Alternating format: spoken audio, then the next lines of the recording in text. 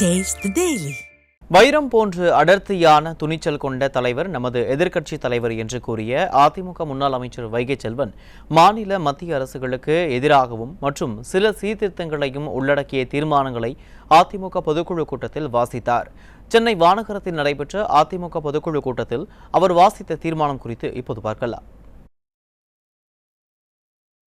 பொருளாதாரம், வேலைவாய்ப்பு ஆகியவற்றில் அனைவருக்கும் சம உரிமையும் சம வாய்ப்புகளும் வழங்கிடும் வகையில் சாதிவாரி கணக்கெடுப்பினை எடுக்க விடியா திமுக அரசை வலியுறுத்துதல். இந்த தீர்மானத்தை முன்மொழிபவர்கள் திரு சி.வி. சண்முகம் நாடாளுமன்ற உறுப்பினர் அவர்கள், திரு வி.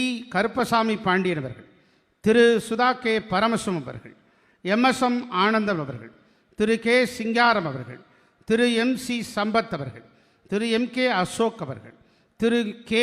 அசோக்குமார் அவர்கள், திரு முருக்கோடை எம்பி ராமர் அவர்கள், டாக்டர் கோ. சமரசம் அவர்கள், வழக்கறிஞர் காசிநாத பாரதி அவர்கள் மற்றும் கழக நாடாளுமன்ற சட்டமன்ற உறுப்பினர்கள். இந்த தீர்மானத்தை வழிமொழிபவர்கள் அனைத்து பொதுக்குழு உறுப்பினர்களும்.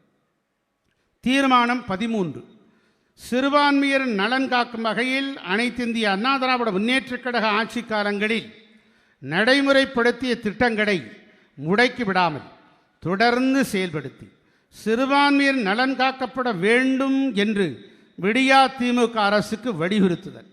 2. 2021 சட்டமன்ற பொதுத் தேர்தலின் போது திமுக ஆட்சிக்கு வந்தால் 20 ஆண்டுகளுக்கு மேலாக சிறையில் வாடும் இஸ்லாமிய சிறைவாசிகளை விடுதலை செய்வதற்கு நடவடிக்கை எடுக்கப்படும் என்று தெரிவித்துவிட்டு இஸ்லாமிய சிறைவாசிகளை விடுதலை செய்வதற்கு எவ்வித முயற்சியையும் மேற்கொள்ளாத விடியா திமுக அரசை கண்டிக்கிறோம்.